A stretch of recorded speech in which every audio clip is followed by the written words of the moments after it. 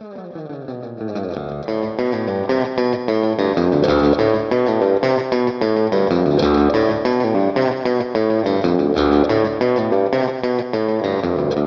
and welcome to Woman Inherits the Earth, a mother-daughter podcast about the representation of women in movies and television. I am Tess Adair, a writer and the author of the paranormal mystery series The Qurans and Chronicles, and Beth's daughter. And I am Beth Von Barron, Tessa's mother, and also a writer. In this podcast, we talk about movies and television that feature women as the leading characters or where the story focuses on women or women's issues. Our discussions will also touch on roles available to women, how men have dominated the film industry since its beginnings, and whether or not that is changing. Today, we are discussing X-Men. X-Men was made in the year 2000, directed by Bryan Singer. For a screenplay by David Hayter, Hayter, produced by Lauren Shuler Donner and Ralph Winter. Lauren Shuler Donner, I think, is either the daughter or the wife of Richard Donner, who is a fairly well-known director, and it's their production company. And it's a running time of 1 hour and 44 minutes. I guess, do we want to start with the IMDb summary? Sure, go ahead. All right. It's pretty bare bones. In a world where mutants, in parentheses, evolved superpowered humans exist and are discriminated against, so much passive voice, two groups form for an inevitable clash: the supremacist Brotherhood and the pacifist X-Men. I mean, I guess that's sort of a definition. I think it's really hard for them to come up with summaries for these comic book movies. And I'm not sure why that is, but yeah. This is X-Men in 2000, the first live-action movie of the X-Men. They've been in comics for a really long time, and there had been at least one cartoon show, and then there was at least one other cartoon show that came out a little bit after the movie, I think, that I used to watch as a teenager. I think it was called X-Men Evolution, because I really liked... Yeah, actually, there's an animated series from 1992. Is that the one you're talking about? Or? No, I think that one's the other one. The one that I'm talking about came out like very close to the movies, so like around the year 2000. Okay. But anyway, so this was the first live-action movie of the X-Men, and it actually like sets you up to understand what this movie is actually about pretty much right away, though in perhaps an unexpected way. We actually begin in 1944 Nazi-occupied Poland, where we meet Eric Lenscher, aka Magneto, who's actually going to be our villain. But we meet him as he is separated from his parents as a child at Auschwitz. Our very first moment of this movie is kind of reminding us of the horrors of the Holocaust and showing us this young boy who's going through it. And the beginnings of his mutant powers begin to show. He is reaching for his mother and ends up using his powers to warp the gate that separates them until a Nazi hits him on the back of the head and knocks him unconscious. It's a very powerful opening. Yes. It may be the best opening of a comic book movie, I think, that I've seen. First of all, it's very dark. It's so dark you can hardly see what's going on. It's deliberately filmed darkly. So it gives you the feeling of darkness and evil and monstrosity. This is a monstrous situation, and it creates a monster in young Eric. So you're getting foreshadowing of what of the anger that he's going to carry with him the rest of his life. Yeah, and it kind of informs everything we think about him, because he's a very sympathetic character even for a bad guy. Yeah, and you can't blame him for who he is. And yet you can. So, I mean, that's kind of the question of the movie.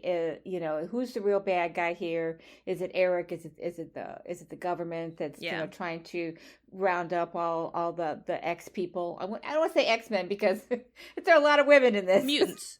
But the mutants trying to round up all the mutants. And they're only an X-Man if they join Xavier. So if they work for Magneto, then they're one of the Brotherhood of Mutants, which is also a man-based name, but Yeah, it is. The very second scene right after the Auschwitz scene is a scene in, I guess it's supposed to be Congress. I'm not sure the room is actually a real room. It didn't. I think it's a hearing. It's a hearing room. Yeah, it's a congressional hearing. It's not the main congressional room, but yeah. Yeah, and there are 2 points of view being displayed here. The first is Jean Grey's. She's Dr. Jean Grey. She's talking to all of the senators, trying to explain that mutants are people, and that this is just kind of a new biological phenomenon that we're going to have to figure out how to deal with. And then the other kind of antagonist of the movie, Senator Kelly, pipes in to say that mutants are dangerous and they need to be registered because they are basically, as he says at one point during the movie, they are weapons in the school, that he does not differentiate between the existence of a mutant and, say, the existence of guns. Although, interestingly, in this particular scene, one of the points that Jean Grey makes is the wrong person behind the wheel of a car might be dangerous. And he says, well, we make people take a driving test to become licensed. But hilariously, as an American, I know that we don't make people take a test to become licensed to own a gun. So that's kind of an interesting little real world note. And this whole scene about licensing people that are different is, it harkens back to the first scene when we've got Jews being rounded up and exterminated because they are different, because it's fear, it's fear mongering that created that situation. And, it also reminds you of when people were trying to abolish slavery in this country, and the slave owners would try to make the case that African slaves were subhuman. Yeah, that they didn't. They weren't capable of taking care of themselves. Yeah, and they should be treated like full humans. So yeah, there's a lot of human history in the scene in the congressional hearing. Yeah, you got 2 very powerful opening scenes here. Yeah, the language that they use feels very familiar to us. It feels like the dog whistles that you would hear, most likely Republican senator, but sometimes Democrat senator, use. It also kind of sounds a lot like how we talk about queer and gay people. Exactly. And as this is going on, we get a shot of Charles Xavier watching the proceedings, and he notices someone leave and follows them out, and that person is Magneto, Eric, the character that we saw in the beginning. And let's interrupt here for a second and say that Magneto is played by Ian McKellen, brilliant actor, one of my favorite actors, and Charles Xavier is played by Patrick Stewart, one of my other favorite actors. So you've got, in this scene where it's just the 2 of them in the hallway and they're talking, these powerhouses of British American theater and film in this powerful scene in a comic book movie. Yes, it's wonderful. I love it. It's Picard and Gandalf it's meeting. Exactly what it is. But definitely like one of this movie is incredibly well cast. One of the joys of this movie is just getting to see Patrick Stewart and Ian McKellen kind of face off over and over again. And they are good friends in real life. They came up in the theater together. Yeah. They're about the same age. I think Ian might be a little bit older. I'm not really sure. But they're about the same age. And they are really good friends. And Ian McKellen is a gay actor who I'm not sure when he came out, but he did at some point. And of course, all of his friends, Patrick Stewart, Judi Dench, they all knew this. They all knew who he was. And they loved him. And you can just see, and it reminds me, whenever I see Ian McKellen in anything, it reminds me that theater people embrace differences in the way that the rest of us need to. And they embraced and loved Ian McKellen. There are interviews with him and Judi Dench that I've seen, and he's well loved in the theater community. So and this scene between the 2 of them, it contains their kind of iconic lines where I can't remember exactly what it is that Xavier asks him first, but Magneto responds with, "Why do you ask questions to which you already know the answer?" Yeah, it's great. But basically the thrust of their conversation is Xavier saying it's not time to give up hope. We have to give them a chance. We have to let them evolve. And you need to believe that people have evolved since 1944. And Magneto's response is, yes, they've evolved into us. His feeling is normal humans are not evolved, basically, that nothing has changed. The only people who have evolved are the mutants. So he's using the language of the oppressor, the people who oppressed him as a child, and turning it on them. And he continues to do that throughout the whole movie. And one of the things that is bothersome in the movie is how often he or one of his followers kills a person instantly without any thought, without any feeling of guilt, or they do it over and over again. There are instances by the end of the movie, I'm just sitting there thinking, and you think you're the good guy, huh?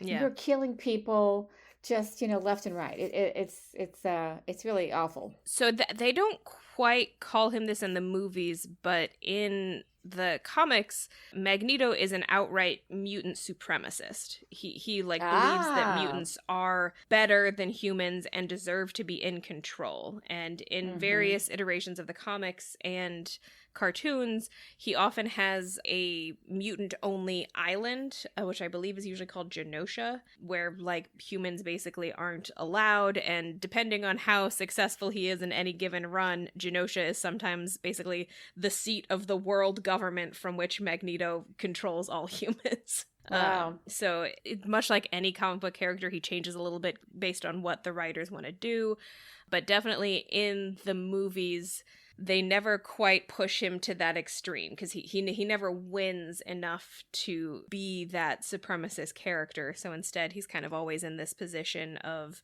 being the voice of the oppressed, who is so, focused on his own oppression that he has ceased to see human beings as worthy of life. Yeah, he's so much hate and anger, and yet the filmmakers do try to not push him beyond the boundaries of sympathy. We're supposed to sympathize with him, and yet time and time again he kills people without thought. Does he actually kill anyone himself in the movie? I can think of times when the others do, but I don't know that he's technically responsible for what happens to Senator Kelly, but he doesn't know that it's going to kill him at the time. Maybe we should continue on with the plot before I keep getting ahead of myself. Well, I mean, it's not like it's a movie that people don't know we're talking about. I think a lot of people have probably seen this movie and know what happens. But there are a couple things that happen in the opening scenes. There's I want to say Picard. Listen to me. Charles Xavier is, what's the word? He's narrating. Yes. Charles Xavier is narrating the proceedings in the early scenes.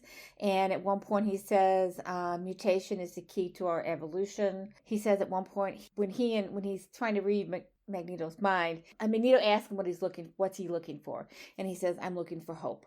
Yes. And that is that's the conflict in the movie. Are we looking, the hope versus totalitarianism? Because if Magneto wins, he will institute a totalitarian supremacist state. And one of the emotional things that's happening in the movie is that Xavier and Magneto are friends. They've known each other for a very long time, and that's part of why Xavier has never killed Magneto, even though he probably could. He probably could, but I don't think he would. Exactly. He would never. He would be opposed to killing anyone. In particular, the reason that he's looking for hope is because he hasn't given up on Magneto. He still thinks that Magneto can be saved, essentially. He does. Yeah. Okay, so let's get to the next scene where we introduce my favorite character, Rogue.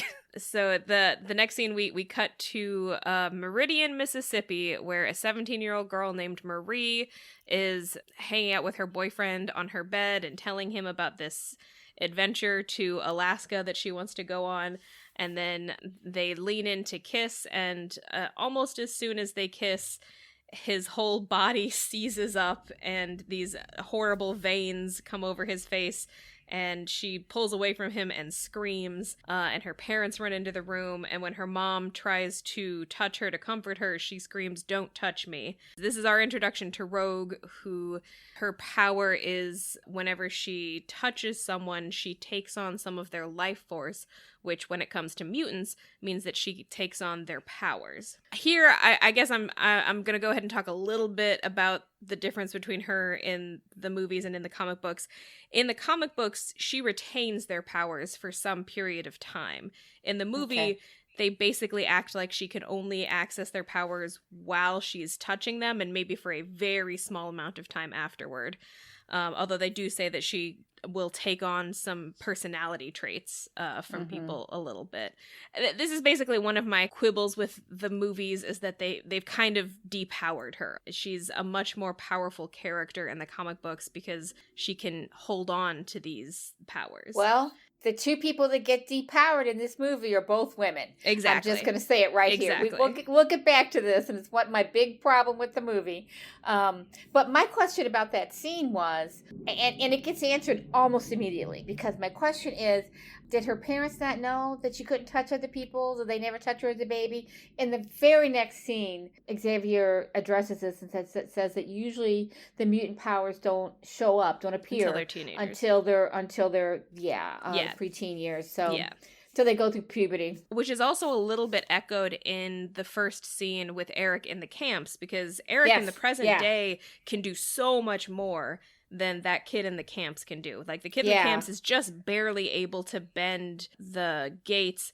Magneto in the future can, like, hold entire, like, trains hostage. Anything with metal in it in his vicinity, he can completely control it. There's a whole scene where he's holding all the guns. So he has become more powerful than he was originally. He has. And my question about that first scene was, given what he did to that fence, I'm surprised they didn't recognize it and make him into a weapon for the Nazis to use. And you know, it would have been a completely different movie if they had. I understand why it doesn't happen structurally in the film, but it's still a major question. Why did they must have seen what he did? I mean, first of all, they didn't have cameras, so it wasn't caught on camera. My guess is that the people who witnessed it were probably not willing to talk about what they witnessed, because from their point of view, it probably looked like magic, right? And we're talking about Nazis in Nazi Germany. They probably don't want to admit that they think they saw magic, you know? Mm-hmm. That's probably one way to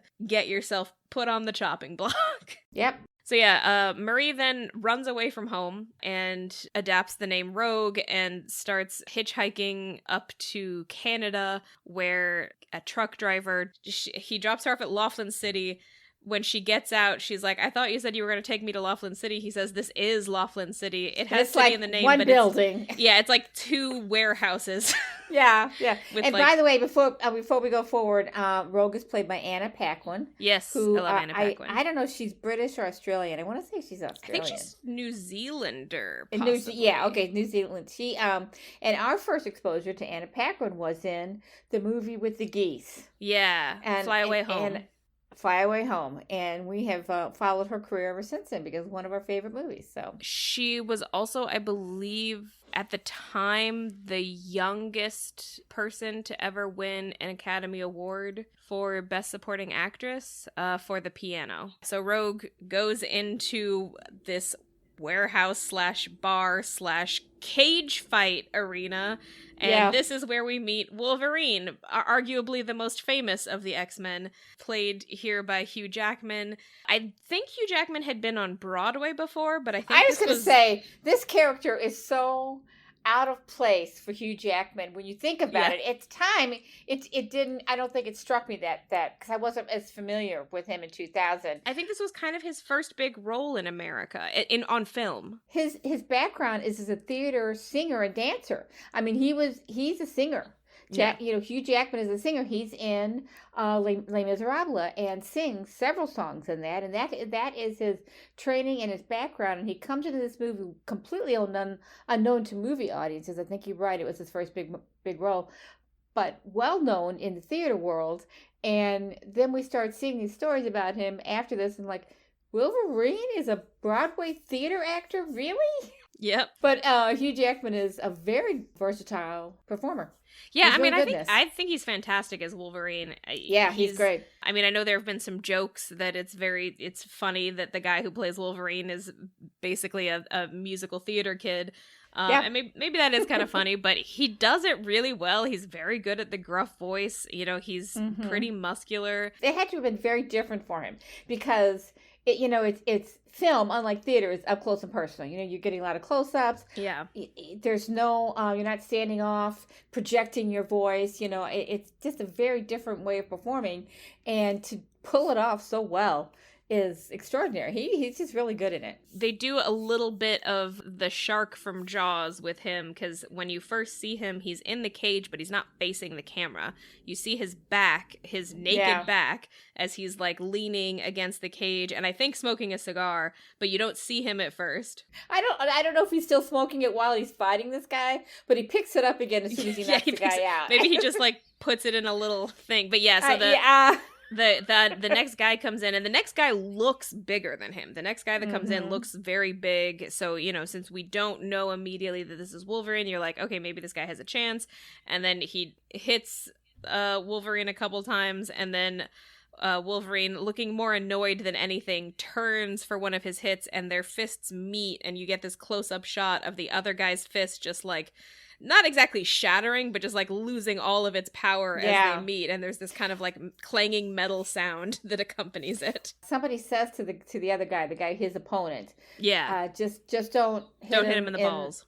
Don't hit him in the balls, because that'll really bring out the animal in him, and it does, and he does hit him there. I think he says he'll take it personal. I think that's the line. That's what it was. He'll take it. Well, I meant, I'm paraphrasing. He says, just don't do that. He'll kill you if you do that. So basically, that's what happens. He hits him in the balls, and then it brings out the animal. Yeah, and then Wolverine basically knocks him out in like a couple punches. The crowd does not seem pleased. The way that the announcer is talking, it kind of sounds like the crowd hates this guy. Maybe because he's an outsider, maybe because he always wins, maybe because all of his fights are this short and they want more of a show. Not really clear, but you can just kind of tell that in general, he is not beloved by this crowd. They all kind of hate him. The announcer announces this guy as like, maybe this new guy will be our savior and finally beat the Wolverine. And then he doesn't, and the crowd is not happy. Well, I think you hit it on the head, though, when you said he's an outsider. He is an outsider, This whole movie is about outsiders, and this is his example of that. He's never going to be accepted. These mutants are never going to be accepted in regular human society. They know it. The humans know it. And that's the conflict throughout the three movies, and it's poundingly apparent here, because they're not gonna accept him, no matter how good he is. Yeah. So meanwhile, Rogue is sitting at the bar drinking a water, presumably because she doesn't have any money. There's a conspicuous shot of the bartender moving the tip jar away from her so she doesn't steal it. Well, it looks like she will. She's eyeing that tip jar. She's hungry. No, for sure, yeah. And we get a moment later where it seems to imply that she hasn't eaten in a while. But yeah, so she's sitting there, and you can kind of tell right away that she's a little bit into Wolverine, possibly because she senses that he's different like her. Yeah, she does. She senses it immediately, yeah. Yeah, and he sits down near her, and she kind of starts eyeing him, which is how she is able to see that a guy is about to come up and attack him with a knife. So she screams, "Watch out," and Wolverine is able to turn on the guy, and that's when his claws come out, making it abundantly apparent to everyone in the room that he's not just an outsider, he's a mutant. Although, interestingly, the claws are kind of not actually his mutant power, because his mutant power is regeneration. And so he pins this one guy against the wall, and then the bartender brings out his gun. But Wolverine, because his claws are made of like an unbeatable metal, is able to like cut the gun in half. But either way, he has to leave. So he leaves the bar, and unbeknownst to him, Rogue leaves behind him and slips into stows away in the little thing that he has hitched to the back of his kind of an mini RV kind of thing. Yeah, he's got like a truck with like an RV home on top of it. It's a camper. A camper on top of it, and then also something hitched to the back of that, because she's not in the camper, she's in like an extra little thing hitched to the back. But he somehow notices at some point on the road that something is off and pulls over and discovers her in the back and tells her to get out. She tries to claim that he should help her because she saved his life. He replies, "No, you didn't," which, unbeknownst to her, even if that guy had shot him in the head, he would not have died, because he has super regenerative abilities. He's functionally immortal, although they do play with that a little bit in later movies. But it's an important mutant ability, because it's the thing that connects them him twice later in the movie because he helps her to recover twice, and because she absorbs his powers. It's how she survives 2 different near death moments is by stealing his powers or borrowing his powers. And so he starts to pull away, but then his conscience kind of gets the better of him, and he stops. Oh, she's cute. He's not a bad guy, but it's not a sexual thing. And this is what I love about this. Their relationship is like a father-child relationship from the get-go. He is protective of her. She may have a little bit of a crush on him. I think she has a crush on him, yeah. Yeah, but but also he may be the first mutant person she has ever met. So somebody of course she's immediately drawn to him, immediately attaches to him. And I think in later on, towards the end of the movie and in other movies, they're more of a father-child relationship. But it's complicated. I think they are going for this is just like a sort of foster father parent relationship. I do think that unfortunately, because of the way movies are filmed, it feels like there's a romantic undercurrent sometimes that I'm not that comfortable with. Yeah, same here. That could just be that they're trying to express that she has a crush on him. He does have multiple lines of dialogue where he makes it clear that he is not interested in children. He sees her as a child, and he is not interested in that. She is a child. And she is a child, at least twice her age, yes. Yeah, but I do think there's a little bit, there's just like a couple of times, and also part of this is that like Anna Paquin is very pretty, and I think at the time that it was filmed, she was at least 20 years old, so as an actor, she wasn't literally a child, but there's just a couple of times where they throw the shot to her, and it's just this kind of like romantically lit, like, she's so pretty kind of shot after just looking at him, and I'm just like, hey, guys, that was not necessary. Your filming techniques, it's confusing too, because they don't stick to that. Like I like that we're going for the father-child thing, mainly because like I feel like in the course of this film, it is his connection to her that brings him back to people, not his romantic interest in Jean Grey. It's his desire to help this kid who he has no romantic relationship with. And that's kind of unusual, to have the hero have his sort of emotional connection to the world be a person that he's not romantically interested in. Yeah, and actually, this may be the first person since he... and we're going to have to tell this at this point. So at some point, he was experimented on, and whoever did the experimentation, we don't know who yet. We'll find out in later movies. But they are the ones that gave him these claws that come out of his knuckles whenever he needs them to or gets angry. I think he can control it. But it comes out. It's a very painful process for them both to come out and go back in. But the reason they could do that to him is because he has these regenerative properties in his body because of being a mutant. So the metal apparently that these things are made of would have killed another person. Yeah, well, it's also like what we find out is it's not just the claws, it's all along his skeleton. Yeah. So having metal grafted, and it's a toxic metal. It's kind of a toxic metal. So, and it's grafted to his whole entire skeleton, which, would have killed another person.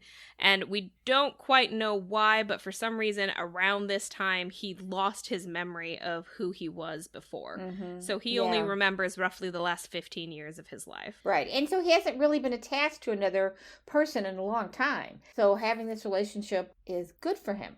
It's good for both of them. So they have a little conversation in the car, which is very short-lived. And I just want to say it's up until this point, the pacing has been kind of slow. And then all of a sudden, and you can explain the scene, but all of a sudden this thing happens and boom, we're in a completely different movie. Yeah. Up until now, we've just been getting introduced to our main players, Magneto, Jean Grey, Xavier, and now Wolverine and Rogue. But they have a short little conversation where they basically both admit that they're mutants. She obviously saw that he was a mutant, and he knows that she was there. And he's feeding her, too. She's getting something to eat for the first time. Yeah, and the way that she eats it makes it very clear that she has not eaten in a while. Because it's just like a cheap little packaged good, but she's got this like rapturous look on her face like it's the best thing she's ever eaten. I'm guessing because she hasn't eaten in a while. But and then she tells him about her powers. She tells him that when people touch her skin, it hurts them, and she doesn't really know why, but that's what it is. And then they almost immediately get into a car accident. Oh, she's chiding him that he should wear his seatbelt. Which, I'm guessing he doesn't because he knows he's immortal. But then almost immediately their car hits something and he flies through the windshield. So very, very short little PSA wear your seatbelt. Yeah. Although she then is trapped by her seatbelt, so a little mixed messaging there. Yeah, no. But he flies through the window, and it very much looks like if he were not who he is, this would have killed him. And we think at this point it's an accident. He's run over something. It's snowing. It could be a slick road. That's what we're first thinking. Yeah. But he stands up and he's got a huge gash on his forehead, and Rogue, who is stuck in the car, watches as it heals right in front of her. And then she tells him that she's stuck, and then somehow the back of his truck catches on fire. My theory is that, because I think he was smoking a cigar again in the car, and there is a bottle of alcohol back there. I think they're trying to say that his cigar flew back there and lit the alcohol on fire, and that's how the fire started. I can't think of any other reason the fire would have started. See, this is why I don't remember when I saw I thought she had started it. She was cooking, but I'm probably wrong. I mean, there was no chance for her to cook, and she wasn't back there. Okay. I think it's got to be that his cigar flew back there and lit the giant bottle of vodka on fire. So we've got 3 PSAs here. Don't smoke. Wear your seatbelt. Don't drink. Yeah. Yeah, don't have an open bottle of vodka in the back of your... Wolverine is just a running advertisement for safety for PSAs. Yeah. I mean, to be fair, none of these things are actually a danger to him. But yeah, so she's stuck, and so he goes to try and help her, but that's when Sabretooth appears, one of our most taciturn villains. He's got 2 lines this whole movie, and he's just a big old guy with big blonde hair, kind of... seems a little dumb, but he shows up to attack Wolverine, so Wolverine is unable to come and save her. So, there's mounting tension. I guess the other thing I was going to say is the only other explanation for the fire that I can think of is just that movies in this time period thought that the second a car crashed, it was bound to explode, even though that's not really true. He's got some a burner. What do you call it? Yeah, he's got a giant gas canister back there or something. He's got a kerosene stove. When the flame ignites, it is in danger of blowing up the whole thing. Yeah. So tension is rising, and then all of a sudden the wind starts kind of whipping around, and then Storm and Cyclops appear. They go immediately to Rogue to get her out of the car. And they get the 2 of them out of the way while the thing explodes. Yes, yeah, and then the big car explodes. Then we cut to the next scene. So yeah, and we should say that the two characters that save them basically are Cyclops, aka Scott Summers, played by James Marsden. Storm is played by Halle Berry, and her character's real name is Aurora, Ororo Monroe. She also has about 2 lines in the whole damn film, which is just infuriating. Yeah. At least she gets to have her powers, though. She gets her powers, but Halle Berry is a damn good actress. Yeah, and I believe they give her a little bit more to do in the second one. Yeah, second and third movie she gets more, but she saves the day several times in this movie, but really there is no personality, there's no character development, and very few spoken lines. It's definitely a waste of your Halle Berry, who could do quite a lot. I mean, she's beautiful, but she's also an Oscar award-winning actress. Thank you. It's ridiculous. But yeah, so then we basically cut to the mutant school that Xavier runs, and we're following Wolverine's point of view now at this point. So he wakes up because he was knocked out. He wakes up to Jean Grey sticking a needle in his arm, and he flips out and jumps off the table and kind of grabs her by the throat, but then very quickly releases her and just kind of runs out of the room and pulls all of the stuff off of all the medical stuff off his body, and then steals a sweatshirt that for some reason he does not zip up all the way, because, if for 10 seconds in this movie we could not see his chest hair, everyone would riot. Yeah.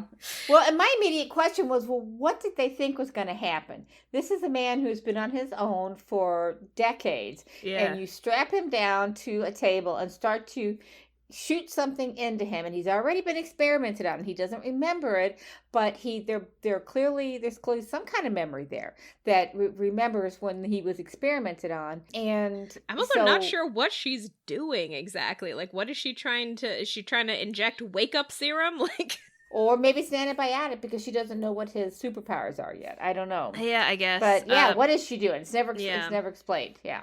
And then he gets in the turbo lift and goes up to the regular school. I think it's just supposed to be an elevator, but it just struck me so hard when he like finds an elevator and it opens up and it looks like the turbo lift from Star Trek. I don't know if this is just how we were making like elevators look futuristic. Anyway, so he gets in and he goes upstairs, and upstairs is a school while trying to hide from people because he's hearing voices in his head, which is also a little bit weird. I'm not sure if that's an intentional thing that Xavier is doing. Charles Xavier, yeah. Yeah, but it's not totally just him. He can also hear other... I'm saying it's weird because I'm not sure why Xavier is doing that.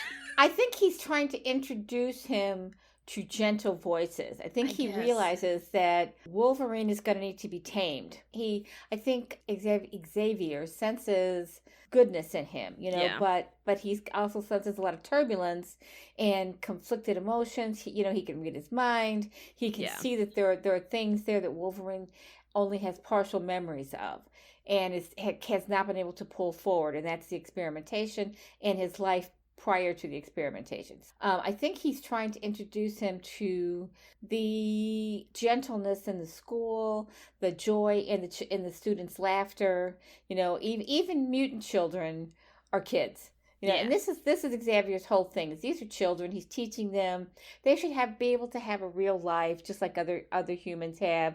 They have playtime, although most of the kids are a little bit older, but they get to do fun things. They get to be themselves. This is the one place where they don't have to hide what they are. So Wolverine ends up stumbling into Xavier's actual classroom, and then Xavier starts explaining all of this, that it's a school, that he's giving these children this place to be, and he assures him that Rogue is fine because Wolverine immediately wants to know where she is. And he says, "Where's the kid?" Doesn't he? He never calls her by her name. Yeah, he keeps calling her the kid. And Xavier is basically making a soft pitch for Wolverine to maybe join them or at least hang out for a while, in part because he thinks that it's at least possible that Magneto is after him.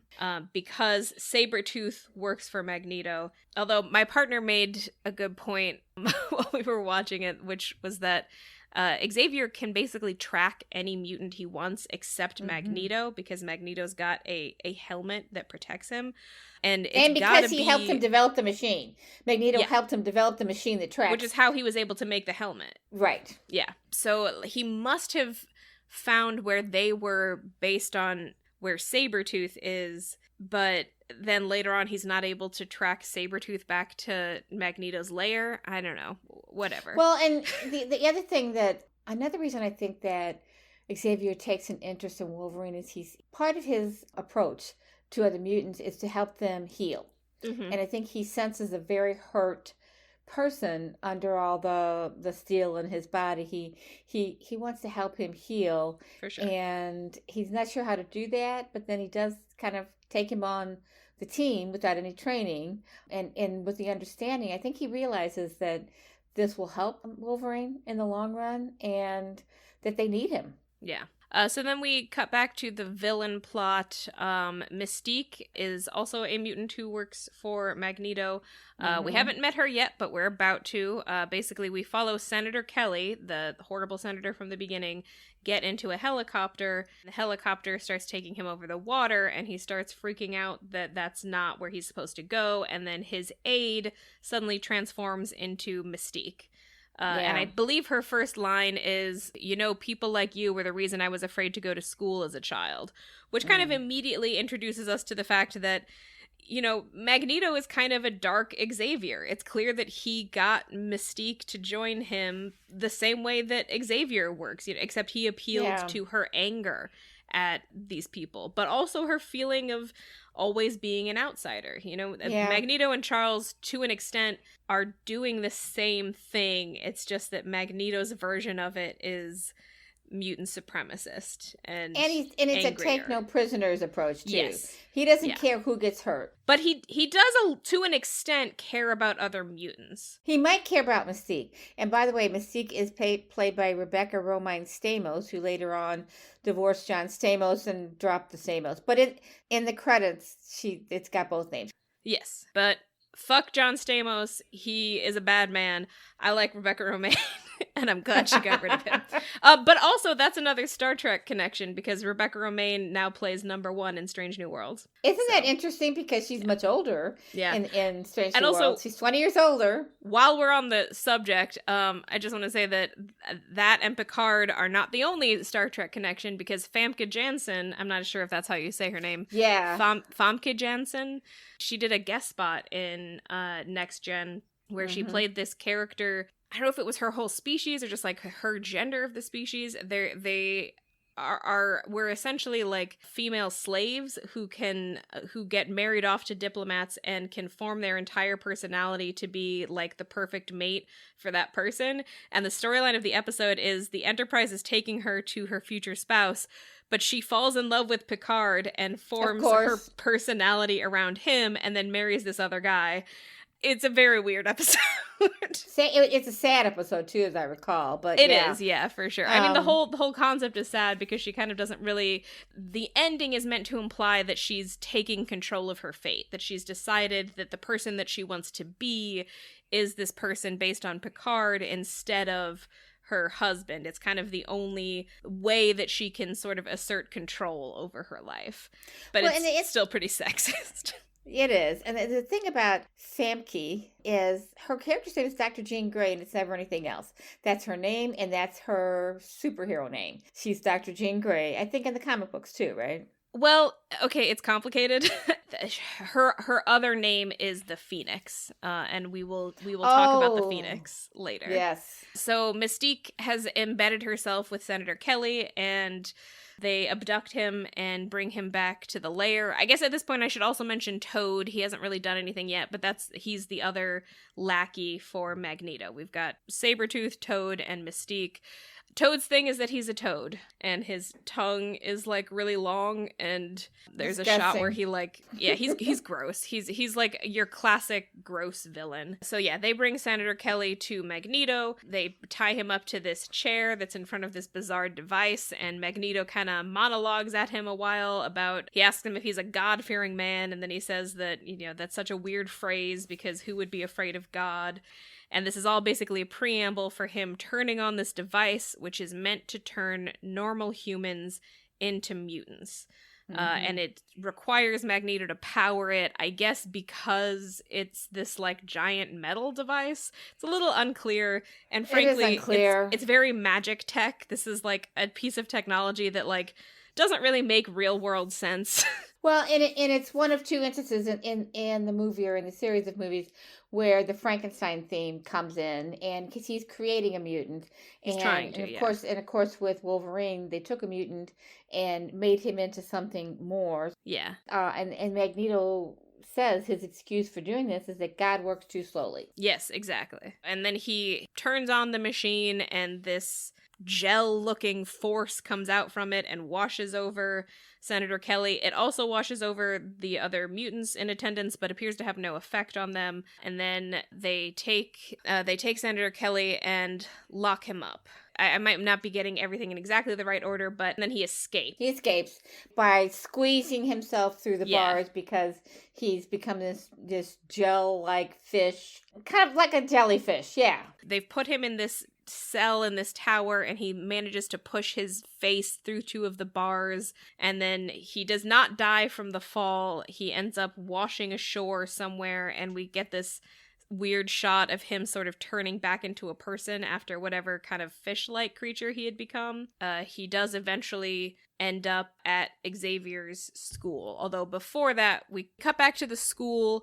Rogue visits Wolverine in the middle of the night. He's in the middle of having a nightmare. He wakes up startled and not exactly realizing she's there or who she is. His claws come out and he ends up stabbing her through the chest, which is when she touches him to borrow his ability to heal herself. Because of the noise that it makes, a bunch of people wake up and come into the room just in time to see him kind of collapse to the floor from the negative side effect of her powers, and she gets really flustered and runs away.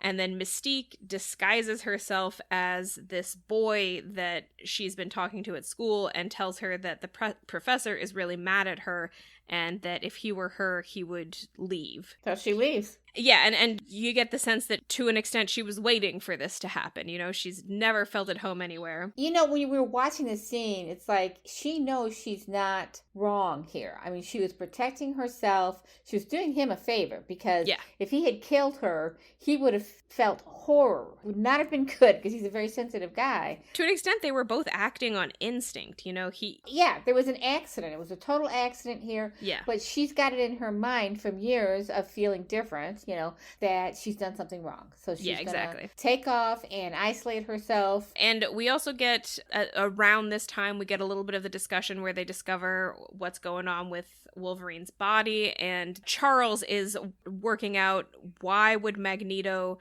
be interested in Wolverine specifically? Is it even Wolverine that he's interested in? And of course, the twist is that it's not. It's Rogue. So Rogue runs away, and when Wolverine finds out, he flips out again. Charles tells him not to leave because he still thinks that Wolverine is most likely Magneto's target, but Wolverine doesn't listen to him and steals Cyclops' motorcycle and runs after her and finds her at the train station. I believe with Charles's help, because I think Charles uses Cerebro to find her. Then he finds her at the train station, sits next to her on the train. They have a little conversation where he says, no one is mad at you, and I'm certainly not mad at you, and if you're running, I'm gonna run with you. And he makes kind of Charles's case to her. He says, I think this guy actually wants to help you. I think if there's anywhere for you to go where you'll be safe, I think it's with this guy. So maybe we can both give them another chance. Yeah, he says Charles is a good guy, basically. We both need to trust him. And backing up just a second, the scene where he steals the motorcycle, we have to talk just a little bit about the relationship between the rivalry between him and Cyclops. And it's interesting because it's typical bro stuff, but at some point they bond. I mean, it becomes a more jokey rivalry, but it does basically begin because... Well, the woman. They both have this interest in the same woman. Also, Cyclops rescued Wolverine, and I think that hurt his pride a little bit. He rescued Wolverine and that hurt Cyclops' pride? Oh, no, that hurt Wolverine's pride. Cyclops rescued Wolverine and that hurt Wolverine's pride a little bit. Yeah, and so he wants to one-up him, and he steals his motorcycle. After they tell him not to leave, he goes down and gets the motorcycle and leaves anyway and rescues her. And it's not the only time in the movie he steals that motorcycle. And the second time he does it, he knows it's Cyclops' motorcycle, and he does it deliberately. Wolverine has a couple of flirty moments with Jean Grey. One of them is when she's helping him get settled into his room, and he asks her what her powers are, and she says that she's telekinetic and demonstrates it by closing a door. Which, you know, I think at the time I thought that was kind of cute, but now I'm just like, she's telekinetic and there is no set limit on her telekinesis powers, and yet they have her do so little. Arguably, her powers can do way more than Cyclops' powers. They do. I mean, she almost destroys the world in the third movie. But in this one, they're building up to that. They've nerfed her so bad in this one, and I don't know. And she has no personality at this point either. Yeah. And that's the other thing is both she and Storm, neither one of them really has a personality at all. You get a lot of personality out of Wolverine and Cyclops and Charles Xavier and even Rogue has a personality. I think of the female characters, Rogue and Mystique have the strongest personality. Yes, they do. But these other two women who are crucial to the plot line, but just happen to be beautiful. And you know, Rebecca Romijn is beautiful too, but she's in costume and you never see her beauty in this movie. So, but these two in this movie, they are throwaway characters. They they are plot devices. I think if you pay attention, Storm actually connects a lot of the dots in the background. She does. But they don't really present her as like the smart character. That it's not like a part of her characterization. It's just if you're paying attention, she is often the one who like comes to the conclusion first. She's also the one who witnesses what happens to Senator Kelly. Just to get back to the plot real fast, Wolverine and Rogue are on the train and Magneto shows up and kidnaps Rogue. He does it himself, personally. He does it himself because his Sabretooth and Toad, I think, are fighting Storm and Cyclops in the main train area, and Magneto personally goes to get Rogue because he can completely negate Wolverine. He basically just throws, because of the metal in his body, he just throws Wolverine against the back of the train and sends like a metal dart at Rogue to knock her out, and then just scoops her up and takes off. Well, actually, there is a final confrontation before that. He's got her, and then they're leaving, and Xavier shows up. But that's when Magneto basically threatens all of the cops who were there. He, like, takes their guns from them and fires one of them and holds the bullet, like, right at the guy's forehead. Which, my question every time I watch this is, why doesn't that guy move? Like, that guy's not Wolverine. He could just move. He could move away from the bullet. Why doesn't he? But he just doesn't make any sense. You know, something else I thought of that we haven't mentioned here is that Charles Xavier is in a wheelchair. Whenever he shows up, he is not one of the physical fighters. You know, he uses his telekinesis powers from his wheelchair. I'm not even sure, can he use his hands? I'm not sure if he's a paraplegic or quadriplegic. I think he can use his hands because he's got like a motorized wheelchair that he controls. Does. Okay. All right. Yeah. So he's in a wheelchair. And I think that's kind of important to the theming of X-Men overall, because you can see the X-Men as a metaphor for a lot of things. You can see them as a metaphor for any kind of minority, but you can also see them as a metaphor for any person with a disability. Absolutely. Yeah, a lot of them look different. I mean, there are multiple characters who are all over blue, like their whole bodies are blue. And when they don't know what to do with their gifts, they are disabled. Yes. They are in a disabled state of mind. And even when they do, I mean, Rogue is a classic example. She can't touch people. She can't touch people without hurting them. That is a kind of disability. But yeah, there's another standoff between Xavier and Magneto, and essentially Magneto tells Xavier, you're gonna have to kill me to stop me, and Xavier is not willing to kill him. So he lets him go. And then they go back to the school without Rogue, and around that time is when Senator Kelly shows up at the school and tells them what happened to him, so they suddenly understand more of Magneto's plan. His plan is clearly to turn more quote-unquote normal people into mutants, and I don't remember exactly how they put it together, but they figure out that there's going to be this big summit on Ellis Island, and they figure out that Magneto is going to go there and do it to all of these world leaders and potentially all of New York City, because that might be how big the bubble of weird gel stuff gets. So Kelly, helps them figure this out. They try to help him. He admits that he went to them instead of a regular hospital because he figured a hospital would quote unquote treat him like a mutant and either not help him or not be able to help him. So he's learned from his mistakes, but he's learned too late. Yes. That's the first thing that you think of when you see him and he's at the door. The other thing I want to point out here too is that Magneto talks about this. He first saw the Statue of Liberty in 1949, and the quote is, "America was going to be the land of tolerance, of peace." So of course he chooses this site as the place to wreak damage on massive numbers of humanity. In some ways, in his mind, he's never going to go back. He has reached something in his brain that doesn't allow him to feel the loss of, we talked about 1 million people conceivably in New York City. Now, to be fair, he does not know when he's making this plan that it will kill them. And we don't even know until this scene, because basically we watch Kelly suffer one of the grossest deaths I've ever seen on screen. Yeah. Slowly melts. It's really gross. And it's one of the few moments that Storm gets, because Storm's with him and they exchange some words, and she tells him that she does sometimes hate normal people, but that it's really that she's afraid of them and what they would do to her. And then he dies. And she's very compassionate to him in that scene. So he really And it's why it's so sad, because he really learns a lot in that scene, but it's too late for him. He he has brought on his death and potentially the death of 1 million people by his actions. So until that moment, we don't know that what Magneto's doing is going to kill these people, but now we do. Technically, Magneto doesn't know. However, they also realize that the reason that he took Rogue is so that he can give his powers to her so that she can die wielding the device and he will survive. Right. Because basically they figure out that using this device will kill whoever's powering it. So he wants that to be Rogue instead of himself. So when Mystique slipped into the school, she went into Cerebro and did something that sabotaged it. So when Xavier goes in the next time to try to find Rogue again, it puts him into a coma. I partly want to point this out because they tend to do this in like every X-Men movie. They find some way to take Xavier off the board. Mm-hmm. I think because he's kind of canonically the strongest mutant. Xavier could basically take control of any person he wanted to. He could do anything. So they kind of have to find a way to take him out of every last fight. Or else it'd be over.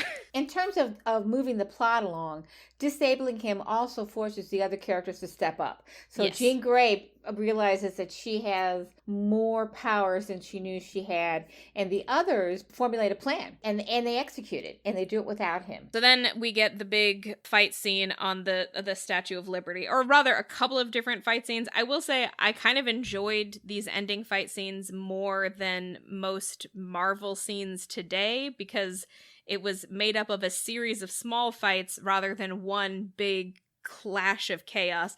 In particular, I like the fight scene between Wolverine and Mystique, because Mystique is a really cool fighter with all of her like shape-shifting and stuff. It's kind of funny too, because every scene has them taking out some kind of display with patriotic items in it. And it's usually the Statue of Liberty and a flag. And it's like, boy, they are just destroying America left and right. They're knocking all of these symbols of American freedom and liberty to the ground, destroying them. This is also kind of the scene where the rivalry between Wolverine and Scott becomes much more jovial. They're doing this together. They walk in to this gift shop and an alarm starts going off and Wolverine smashes the thing so it'll stop going off, and then Scott looks over at him and he pulls his claws back and makes the outer two retract so that he's flicking Scott off with just the center claw. and Cyclops kind of laughs at that. And then once Mystique gets added to the situation, they all have to like verify who they are. And Wolverine does that by saying, "You're a dick." And Cyclops says, "Okay." It's a cool little scene. This is also one of the scenes where Storm actually gets to do stuff. Storm is the one who takes out Toad, although they give her what I referred to as my favorite bad line in a movie. Because it's not that funny and it's not that clever. But she, right before she kills Toad, she says, "Do you know what happens to a toad when it gets struck by lightning? The same thing that happens to everything else." It's like not that it's like, a line.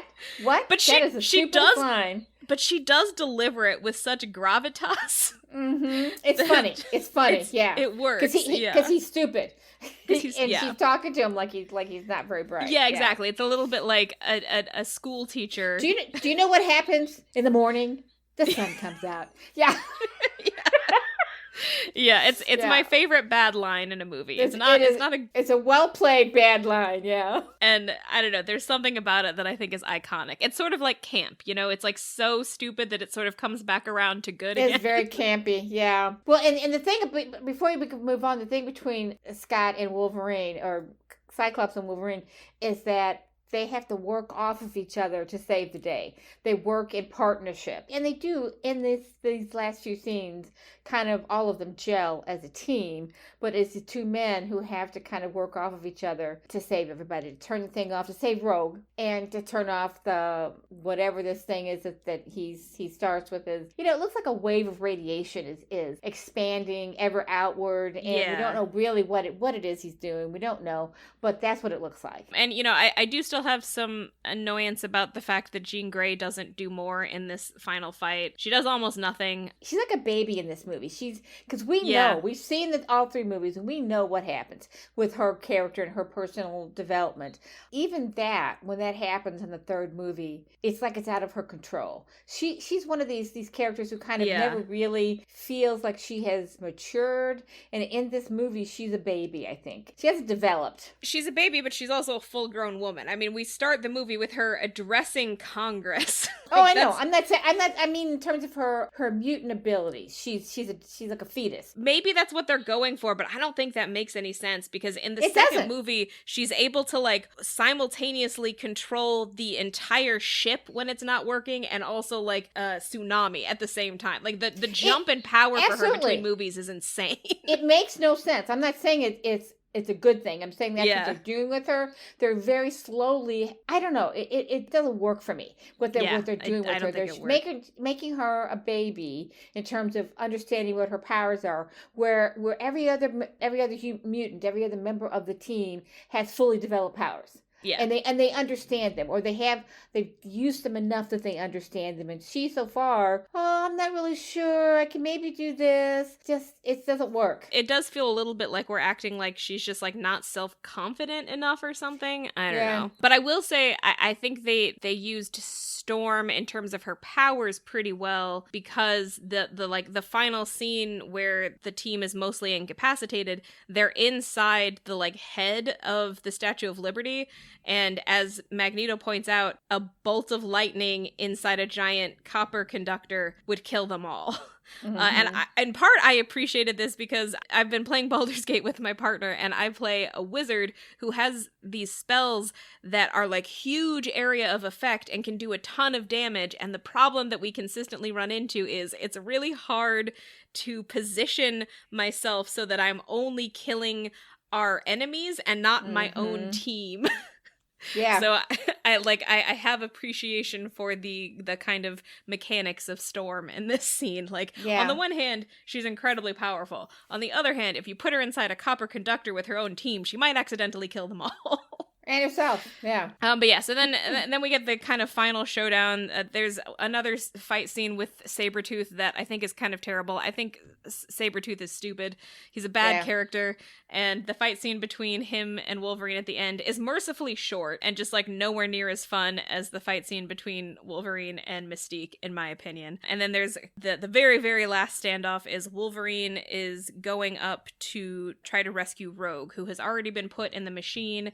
The machine is already going, and the front part of her hair has turned white because for some reason this movie decided that we needed a canonical explanation for Rogue's hair, even though I'm pretty sure in all of the comics and all of the cartoons leading up to this, that's just her hair. We didn't need an origin story for her hair. So anyway, they saved the day. They saved Rogue, and then they capture Magneto. And they return to the school. Basically, the epilogue of the movie is that Wolverine's gonna go off and try to figure out what happened to him, but he promises to come back. He has a final farewell with Rogue where he gives her his dog tags and tells her that he's going to come back to get these. But while that's happening, we also get Storm and Cyclops and Jean Grey watching the television and seeing that Mystique survived the fight and is now pretending to be Senator Kelly.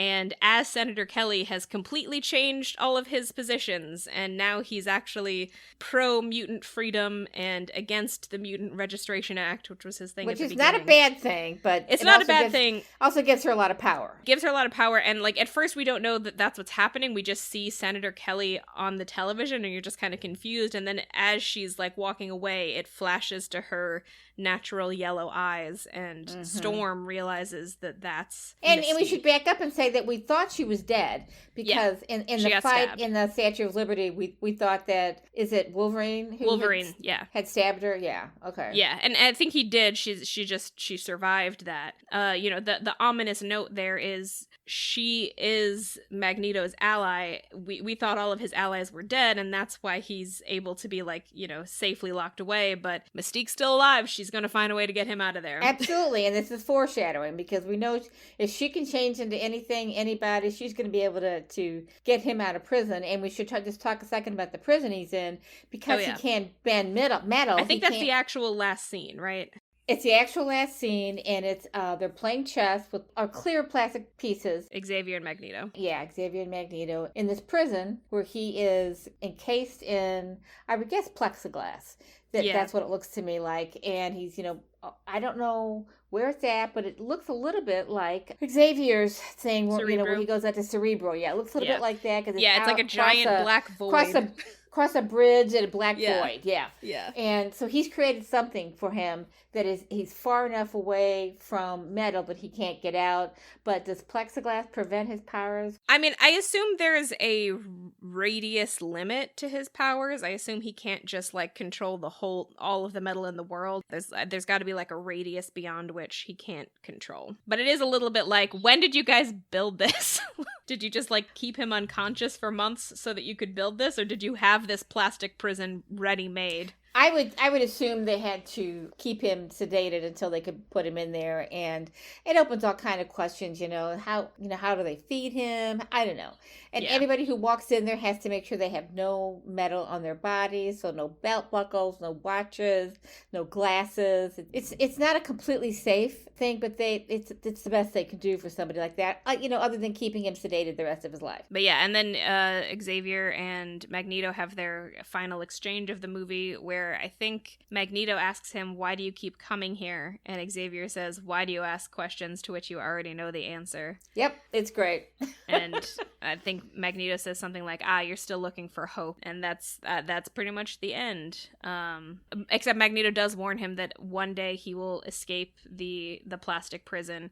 And Xavier says that he will always be there to stop him when he does. So my big problem with the movie is that it feels so much a part of a series. And because I've seen the whole series now, I think the problem that I have with these kinds of movies, when they're writing and developing one movie that they know is going to become a second and a third movie, so they can leave things loose, they can leave endings open. And I don't like that. I wish you would just have made the movie as a standalone. Tell this story. Don't worry about what the next story is going to have. You can have that in your back pocket if you want, but you shouldn't assume that the second movie is going to get made. You should make the first movie a movie unto itself. They come close to that, but there are problems in it, and the biggest problems are the women characters, but there are just also a lot of loose ends. And I do like some of the themes in the movie. So who do we mistrust more? Do we mistrust the mutant bad guy or the government bad guy, who is, Senator Kelly, by the way, is played by Bruce Davison. Yeah, he's kind of a famous character actor. He's been in a lot of things. I will say, first off, that this is my favorite of the Marvel movies. I think it's other than Black Panther. I do think that is and that does it right. That is a standalone movie that you never have to have another Black Panther movie, and it will be a fine film by itself. But after Black Panther, I do like this one the best, mostly because I like the actors and the characters and the themes. The themes of being an outsider, of diversity. How do we respect diversity when fear is involved? When you are afraid that somebody could take over the world and become a totalitarian dictator and kill people, not even just be a dictator, but a murderer. What if Adolf Hitler had Magneto's capabilities? There are a lot of questions here about good and evil, but it is my favorite of the Marvel movies so far. Anyway, the comic books and the movies always come down on the side of forcing mutants to register themselves is bad. That is fascism, because they can't help it. When a person goes out and buys a gun, that's a decision that they made. But if a person is just born with this ability, that's not a decision that they made. That's just who they are. And forcing these people to register is just the first step in a police state. Well, and I'm wondering when X-Men was originally created, because 1963, and the reason I was wondering is because obviously it's a representation of what happened in Nazi Germany. The Jews can't help who they are, and they had to register. They had to wear armbands When it originally came out, it was largely seen as a metaphor for the civil rights movement. And then I don't know exactly when this... it's still that, but around when these movies came out, they were more leaning towards it's a metaphor for being gay. And that becomes really clear in the second one. And I did go back and forth about whether or not we should just go ahead and watch the second one, because this one and the second one are kind of like a part one and a part two. But in the second one, they have a whole conversation where the character of Iceman basically gets forcibly outed to his parents. And the whole conversation is very clearly meant to kind of echo the conversations that queer and gay kids often have with their parents, including the now infamous line where the mother asks her son, "Have you tried not being a mutant?" Yeah, I remember that scene. Oh, yeah. You might remember it because in Buffy the Vampire Slayer, when Buffy gets outed to her mom asks her the same thing. Have you tried not being the Slayer? Yeah, it's like, have you tried not being Jewish? Have you tried not being black? Have you tried not being yourself? Yeah, exactly. Have you tried denying everything you are as a person? And you know, and the outsider theme, I love that. I think that's the best thing about this, because every human being at one point in their life feels like an outsider, no matter who you are, you know, especially if you're a teenager, especially in the early years of life, before you've been able to experience more of life and be exposed to other kinds of people and develop your own, you know, be mature before you've matured. You know, you're feeling like teenagers have this feeling that everybody is looking at them, and it's a universal feeling. We all go through it. We all think we are on display for the entire world to see. Every mistake we make, somebody has seen it. So Wolverine is that he's a great depiction of being an outsider, how it feels, how you react to being cared for, because he doesn't trust anybody. He has to build trust in these people. It's very hard to trust when you've lived the life that he has lived, and literally has been an animal in a cage. And he finds himself in Charles' school. He has no memory of who he is. It is a complete and total adjustment for him, but he adapts to it pretty quickly, and very, very quickly figures out what they're doing here and that it's a good thing. So he never aligns himself with Magneto, which says a lot about Charles Xavier and his school, and the whole vibe that he's got there. You know, Xavier is also a really interesting character. The movies paint him in a very positive light, but I know that there are some comic books where he is not painted in quite so positive a light. He's painted as more of a manipulator. But yeah, I mean, you know, that happens with comic books. There's always different characterizations. There are so many different ways to interpret him. Definitely the movies interpret Xavier in the most positive light. Well, and that's deliberate. I mean, and the thing about movies are a different medium, and they can do that. So in fact, one of my other themes is light and dark. He's light, Magneto is dark. Sometimes it's so dark in the movie you can barely see what's going on, like the opening scenes. Charles' school is warm and light and full of flowers, while Magneto's island is bleak and gray and dark. It's it's all stone. It's all hard stone. Even Cerebro is a pretty light, and there's a lot of light in that environment. So it's a deliberate difference in the two opposing factions or whatever, which may not be as easy to achieve in a comic book. So, and also comic books, they go on forever. I mean, you can write different stories. So yeah, I think to a certain extent the movies are going for the simplest version of the story, where Xavier is the good guy and Magneto is the bad guy, although they are also going for a version of Magneto that is not as dark as some of the comic book versions. Like, he's not a good guy, but he's very similar to Killmonger, I think, and I think we talked about this in the Black Panther one. Magneto and Killmonger feel like variations on the same villainous concept, where their means are pretty reprehensible, but their core thematic relevance feels interesting and challenging, and like they're not necessarily wrong at their core. Like, Magneto's not necessarily wrong in his fundamental disagreement with Charles, which is his belief that people haven't changed since the days of Hitler, since the Holocaust. You know, we're living through it right now. We know that people haven't changed, that people are still drawn to fascist ideology.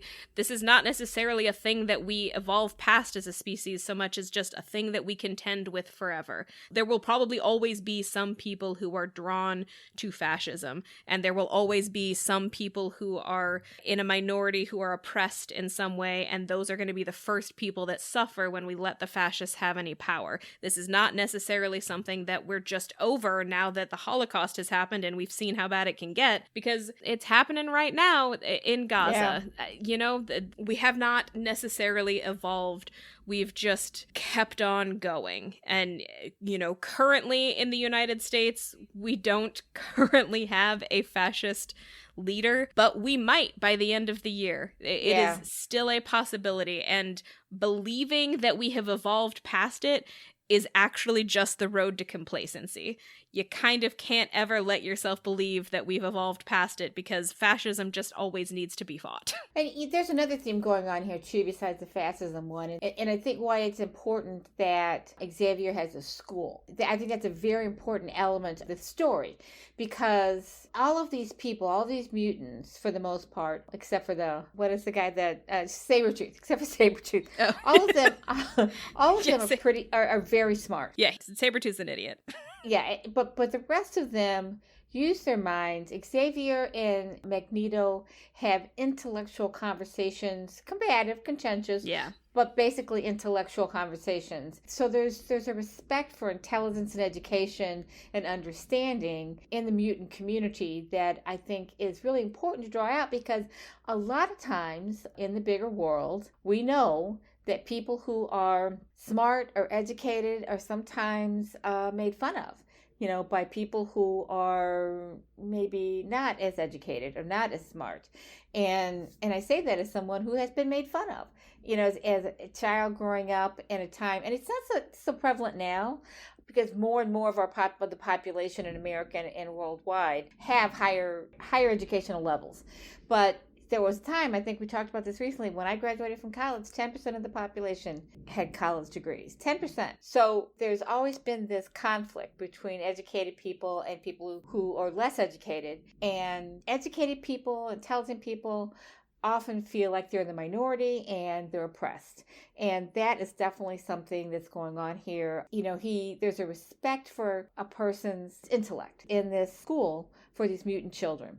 And because he's developing that as well as he is teaching them how to use their powers. The other side to that is that I don't know how true this is in reality, but we like to think that the cure for fear is rationality. To some extent, maybe it can be. But Magneto is rational. I mean, I'm thinking more about the people that Senator Kelly represents, because Senator Kelly represents the kind of politician who appeals to people's fear rather than their rationality. And I think the unfortunate thing is that people actually rationalize their fears all the time. So I don't know that it's true that rationality can always cure fear, but certainly we want to hope that a politics based in rationality is going to be better than a politics based in fear. But I do think ultimately the real key is empathy and being able to see other people as human beings, and being able to understand kind of your own empathy for others, but also empathy for your own wider set of emotions, understanding our emotions and empathizing with ourselves while also not necessarily co-signing every emotion that we have. You need to understand why you're feeling something, but you also need to understand that just because you're feeling it doesn't necessarily mean it's correct. So you may be feeling that you're afraid of, say, immigrants at the border, and it's important to understand why you feel that way, and also important for you to not deny that you feel that way, but come to an understanding that that feeling of fear is not necessarily correct. If you're afraid of people at the border because you think they're going to do crimes or whatever, the truth is that immigrants have lower crime rates than natural born citizens. Absolutely. That is just the truth. So you may feel that way, but that doesn't make your feeling real. And your point about empathy is really important, because Xavier is a metaphor for empathy. I mean, he can literally sense how people are feeling because he's telepathic. He represents both intellect and empathy in the film. And we see that we are meant to think that those are good things, and they are good things. Wolverine doesn't have the telepathic ability, but he's very empathetic, and he does use his intellect. They all do. Those are characteristics that are revered on their side of this story. They're not really revered on Magneto's side. He doesn't care. He doesn't have any empathy for anybody, and his intellect serves him, but he doesn't think it's that anybody else with an intellect is important. And that's part of why I think it's so important that Wolverine's real emotional journey is anchored by this non-romantic relationship, because if it was just his attraction to Jean Grey that won him over, that wouldn't feel like it was based in empathy. That would feel like it was based in horniness. You know? He didn't save her. He saved Rogue. He saved didn't Rogue, sacrifice himself for Jean Grey. He sacrificed himself for Rogue, who he has stated repeatedly that he does not have romantic interest in because he views her as a child. And on a metaphorical level, that's basically like him having empathy for the next generation. Yeah. Not wanting her to go through what he went through. Yeah. And I think to an extent that's also the difference between Charles and Magneto. Charles wants to make a better future so that the next generation doesn't have to go through what he went through. And Magneto, to an extent, can't see past his own pain to want that.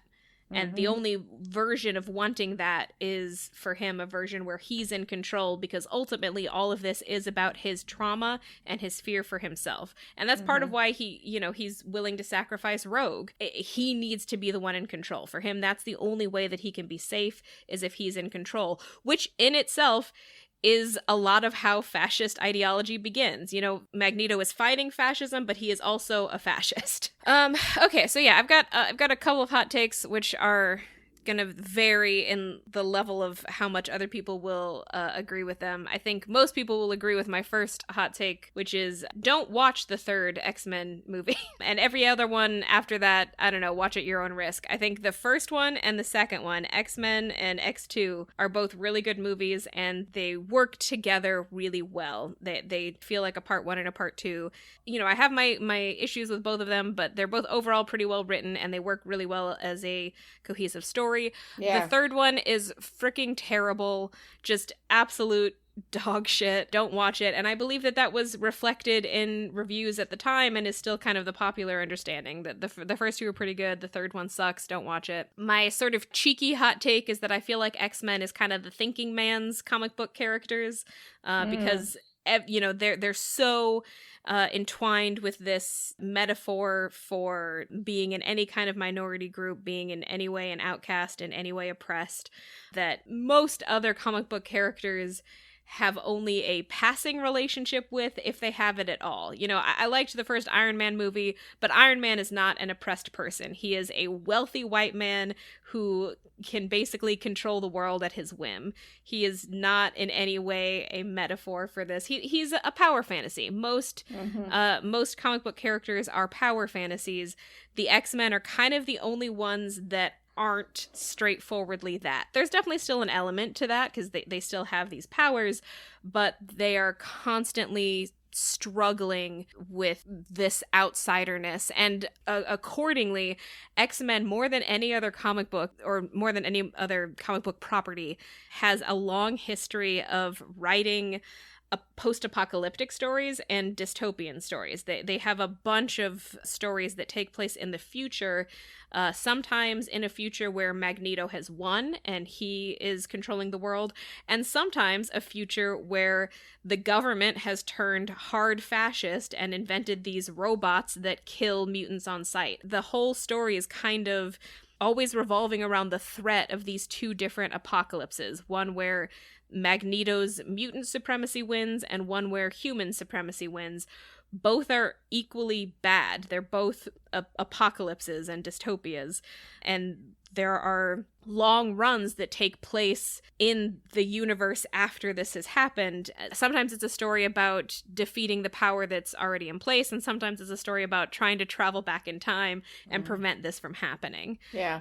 But it's interesting because, I mean, those are basically the two main antagonists of the X-Men. It's always either Magneto or some other strain of mutant supremacist who wants to kill all humans, or at least control them, or it's a strain of government fascism that wants to end mutant kind. There kind of is no X-Men story without this dual threat, this threat of fascism from both sides. I'm not saying that X-Men is the only comic book that's ever put out like an interesting story. I'm just saying it's the comic book that you go for if you want something that's always going to be more complicated than a straightforward power fantasy that's going to engage in politics. I guess what I'm saying is X-Men has always been woke, and if you don't think X-Men is woke, you have not been paying attention. I completely agree. I think that's why it's my favorite, because it's a social justice story. It's a look at human beings and our behavior and how we treat each other terribly. Man's inhumanity to man. That's what the X-Men are. It's, straight out of Mark Twain. So yeah, straight out of slavery, straight out of the Holocaust. It's right there with those stories, and I think that's why it's my favorite. And it does it in an entertaining and interesting and sometimes funny way. And then my final hot take is probably my most actual contentious take, which is that I don't think men should be allowed to write the Dark Phoenix story ever again. Stop writing Dark Phoenix if you're a man. Oh my God. And let me explain that just a little bit. Yeah, explain that. So I mentioned that the third movie is the bad one. Yeah. That's because it's the Dark Phoenix story. Jean Grey as a character, and there have been so many iterations of this story that I'm going to explain it to the best of my ability. Some of it's not going to make sense, and some of that is because different comic books are not in continuity with other comic books. But basically, Jean Grey is this character who has telekinetic and telepathic abilities. In the most common version of this story, at some point she joins with the Phoenix Force, and the Phoenix Force has been explained in multiple different ways, but it increases her powers. In the movies, especially in the third movie in this series, they don't really describe the Phoenix Force as a separate thing. It's just her. Yeah, yeah. So in the second movie, and spoilers for the second movie, Jean Grey basically sacrifices herself so that everybody else can live. She uses a massive amount of power. They're all stuck in the ship, and it won't take off. And there's a dam that's about to break, so she leaves the ship and helps the ship take off, and also holds the water back just long enough for them to go, and then she releases the water and it kills her. And then at the beginning of the third movie, she comes back, and when she comes back, she's insanely powerful, like god level power, and she's gone insane. And one of her first acts in that movie is to murder Scott for some reason, whom she loves. Yeah, and it's just I hate that story. I think it's especially poorly done in that movie. And here is my quibble. The third movie is written by Simon Kinberg, and it was pretty universally panned, and they thought that movie had killed X-Men and had maybe killed comic book movies. Reviewers are always a little bombastic, but it did poorly. It was poorly received. And then more than a decade later, they decided to do another movie that is literally called Dark Phoenix. At this point, she's been recast with the girl from Game of Thrones, Sophie Turner. She's been recast as Sophie Turner. So they do another Dark Phoenix movie, which is a little bit closer to how it's usually represented in the comics. Except here's the thing, they hired Simon Kinberg to write it again. The same guy who wrote the bad Dark Phoenix movie in the early 2000s wrote the second bad Dark Phoenix movie. Why would you give this man a second chance to ruin this movie? But anyway, I'm not going to get into all of the specifics. So in the movies, it's just her, and she just goes crazy, and it kind of doesn't make any sense. And the third movie ends with Wolverine mercy killing her because she's slightly come back to herself and realizes that she's done all of these terrible things. And it's just a really gross moment where they have this man who's been romantically interested in her kill her in this like moment of intimacy between the two of them. It sucks. It's super sexist. And the implication is directly in that movie that if a woman gets too much power, it will drive her insane. So you gotta put her down like a dog. Yeah. The comics, to be honest, are not that much better. Except no, they're not. Comic books are notoriously misogynistic. Yeah. Because they were written by men for boys. Yeah. And like basically the thrust of the Dark Phoenix story over and over again is Jean Grey becomes really powerful and somehow that breaks her psyche and she ends up going crazy and she has to be killed. Or she sacrifices herself in the end. The main difference is that usually in the comic books, the Phoenix Force is this kind of separate entity that is drawn to her because of her power. It combines with her, and that's kind of what drives her crazy. And or depending on the variation, it's actually the Phoenix Force that drives her to do these bad things, and she's fighting the Phoenix Force. So it's not really her doing these things. And a lot of the time in that version of the story, she sacrifices herself to save everybody else and to get rid of the Phoenix Force. And in at least one version, I believe she just takes the Phoenix Force and disappears into the wider universe. Whatever. So, you know, there are versions of this that are a little bit less misogynistic, but in my opinion, if we're ever going to get another Dark Phoenix story, it needs to be written by a woman. Men should not be allowed to write this freaking story anymore. I think it is one of the most misogynistic story tropes in comics. The core idea of it is women cannot have power because they're too emotional. That's basically it. That any woman with a massive amount of power is going to go insane and kill everybody because she's on her period. Like, it's it's not, ultimately, that's the core idea. So that's my final take, is I don't think men should be allowed to write the Dark Phoenix story anymore. Okay, then. Every time they do it, it's very misogynistic. Well, I have just a few quick hot takes. They're not nearly as in-depth as yours. I love that Wolverine grabs a sweatshirt that conveniently doesn't hide his manly chest, and you already mentioned that. I think the fish stuff with Kelly is stupid. It really pisses me off that Halle Berry gets maybe 3 lines, and when she does speak, it's so soft you can barely hear her. The macho stuff, the pissing contest between Logan and Cyclops gets old pretty quickly, although they do flip it around and kind of bond. Related to that, you know, it's, to some extent, this is just how movies are, but like watching it this time around, there's a scene where Wolverine tells Jean Grey that she has his heart, and I'm just like, you've known her for like 3 days. Yeah. You just met her. You've interacted with her twice. How are you already in love with her? And they're just, it's just, there's several macho things in here. And, you know, Logan, when he's in the ring and fighting this guy, only gets quote unquote real mad when his junk gets kicked.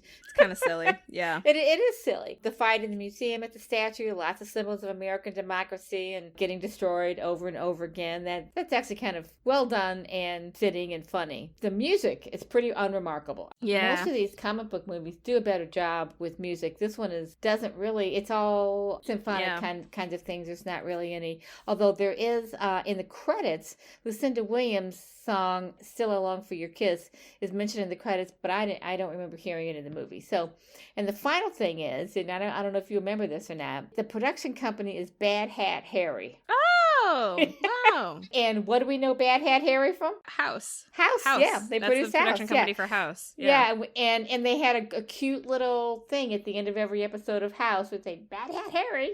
Yep. That's some bad hat, Harry. So it's a line from Jaws. Yes, Bad Hat Harry. Yeah, it is. So the only other thing I really wanted to talk about was just to summarize, just for a few minutes, because we're already running late, what we've been doing with the comic book series in the podcast. Mm-hmm. We're looking at the roles of women, characters, whether the movies were written by women, blah, blah, blah, and in terms of comic book movies.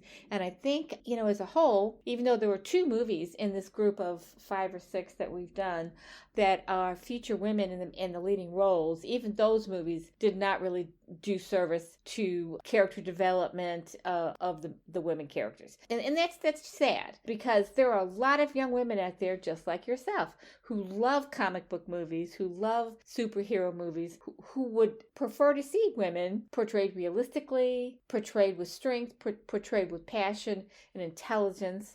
and empathy and fully emotional, fully human. And yet time and time again, the only fully humane people, or the full character development we get is reserved for male superheroes. Yeah. And the one that comes to mind is Iron Man. He's probably the most fully developed character in the Marvel universe anyway. And people like that character. People like Robert Downey Jr. It's a very successful movie character. And I don't know how many movies they made, but quite a few. This is maybe a comparatively minor point, but I also always take note when all of the punchlines are given to men.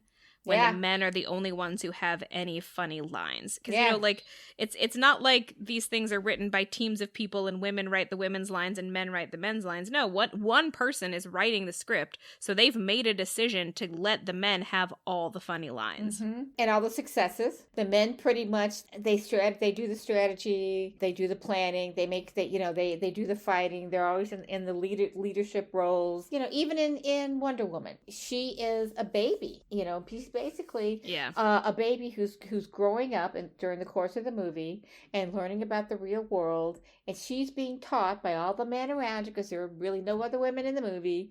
And it's a sad commentary on these kinds of movies, which could do a much better job, and they don't. I will say in Captain Marvel, I do feel like Captain Marvel herself gets most of the funny lines, which is one of the things that I like about that movie. Mm-hmm. I just also feel like that movie is so convoluted that it kind of doesn't actually manage to develop her character beyond the fact that she's acerbic and funny. Now, also Black Panther. The women in Black Panther get some funny lines. Yeah, but Shuri that's gets the a lot modern. of funny lines. And it's funny that we started with Black Panther, and that's probably the most modern of the films, most recent of the films that we saw. But we ended with X-Men, which is the oldest. Black Panther is not the most recent of the ones that we saw. We watched them in order up until X-Men. Okay, all right. But that was part of why I wanted to watch Black Panther, both because it has so many female characters and because it's different from other movies in that its female characters actually get to be funny. Most of these and comic strong, book movies, and smart and capable, But most of these comic book movies, even if they have a strong female character, like, say, Pepper Potts in Iron Man, she rarely gets to actually deliver the punchline. And the only time that I can think of her saying a, supposedly funny line is when she's denigrating a woman that Tony Stark has slept with. So the only time that women otherwise get to be funny is when they are tearing down other women. Yeah, and Pepper Potts, she's got some good dialogue. She's an interesting character, but she's a secretary. She is basically his secretary and his slave. I'm sorry. I mean, she's not his second in command. She does become that eventually, but she basically is his secretary. Yeah, and it feels like she becomes that as a reward for how much she has suffered under Tony. It's like we have to put her through all of this stuff before she finally gets her flowers, basically. They talk about that too, so yeah. And also, it's worth noting that by the time she does get to have a real position in the company and basically takes over the company, they're married. He marries her. So it's kind of the way that she became powerful was by marrying a rich guy. And also, he only hands it off to her so he can be a superhero. He can't be a superhero and run the company effectively. Although he is still the brain in the company because he's the one who develops all the ideas. Inventor. Yeah. The inventor, yeah. Yeah, I mean, I think the implication is that she's much better at the administrative parts of running the company. Everything else that you need to run a company, she's good at, and he's good at inventing. So, are we done? So, I mean, I guess I do just want to say this movie, X-Men, it is problematic. I do still overall enjoy the movie. I mean, at this point, I've seen it so many times. It was such a favorite of mine when I was a kid. I guess I should just go ahead and say Rogue really imprinted on me as a kid. I especially love her hair, and for most of my adult life, I have done what I call the Rogue hairstyle. I usually have a strip of hair at the front of my head that is dyed a different color. That will always be important to me. But I also think it is a very interesting case study in how gender works on screen, because it has way more female characters than most action movies do. And yet, it's so telling how each of these female characters has to get rescued at some point, except maybe Storm. I don't think Storm ever actually has to get rescued. But then she's only got 2 lines. Right. Jean Grey and Rogue both have to get rescued repeatedly. And then the other woman is Mystique, who it's kind of also an old cliche in Hollywood that, you know, the only woman in a Hollywood movie who has any agency is the villain. Mm-hmm. So Mystique does get a lot of agency, but she's also technically naked every time she shows up on screen. Yep, she is. And her like quote unquote natural form, you know, it's some of the details are obscured because she's blue, but like you can see the outline of her breasts and like her whole body every time she's in her natural form. It's a very sexualized role, is what I'm saying. And she looks like all the comic books. You know, when the way men always drew women in comic books was voluptuously. You know what I mean? Like really tiny waist, big boobs. And what is the guy who's really famous for that? Frank Miller? I think he's famous for that. Well, he's not an artist. He's a writer. He is famous for having a very strong Madonna horror complex in his own. All of his female characters are either damsels or literal prostitutes. Okay. Well, and then the women and whoever drew the women in his comic books look that way. And it's just overblown, exaggerated is the word I'm looking for. It's exaggerated. And she looks exaggerated in this movie.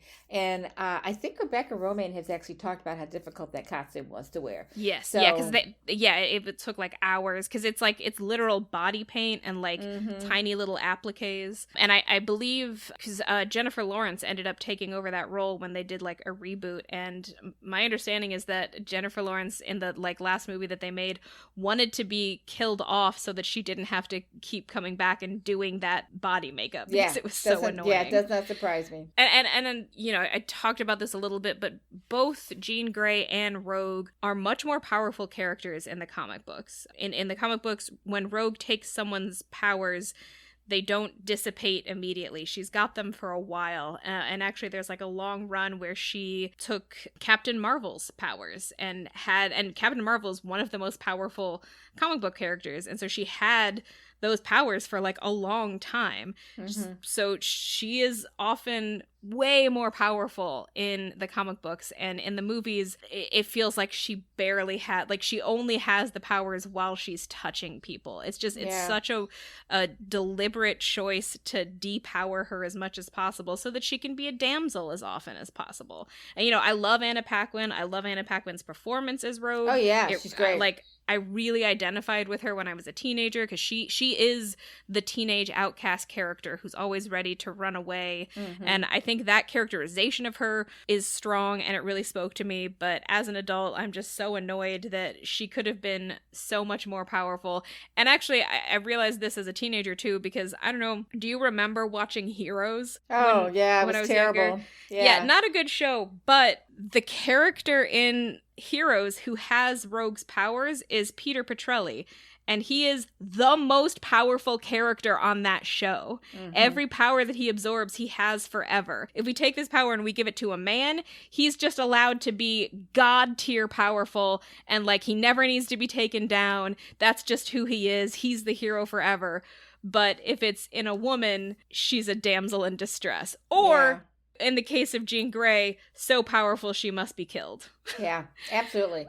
I will say one thing though about Rogue's character. I do like whoever did the costume design for her, and did a great job because her the clothes she wears and the cape with the hood. She's, you know, hiding herself. Teenagers who feel like they're always being looked at. We talked about this earlier. That's a great costume for a teenager to wear. In every other way, it's a great character. But I agree with you completely that they kind of missed the point on that one. And I think it would have made her characterization even stronger if, you know, part of her feeling about her powers was being afraid of being so powerful, because that draws more attention to her. You know, there's so much that you can do with that, and they just didn't. Did she ever get her own movie or? Nope.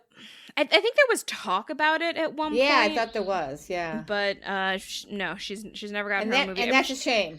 Yeah, she's got her own comic book run. I don't know if it's still going, but I know at one point there was a run of Rogue-specific comic books. Okay, so that, dear listeners, is all for today. It's also the end of this run of the series where we have been focused on comic book movies, both Marvel and DC. We will come back to this theme again at some point in the future and watch and talk about WandaVision, which is a series, and we'll take a little bit more time. Well, it'll probably be a while before we come back to to it. So anyway, that's all for today. I'm Tessa Dare. You can find me at my website, tessadare.com, where you can sign up for my email list, or you can follow me on Instagram and Threads at author.tess.adair. Or you can find us on Patreon at patreon.com/whereyoulead. And I am Beth Von Baron. You can follow me on Instagram at STL_writer_Beth, or sign up for my weekly Substack email, Saturday Morning Musings, at stlwriterbeth.substack.com.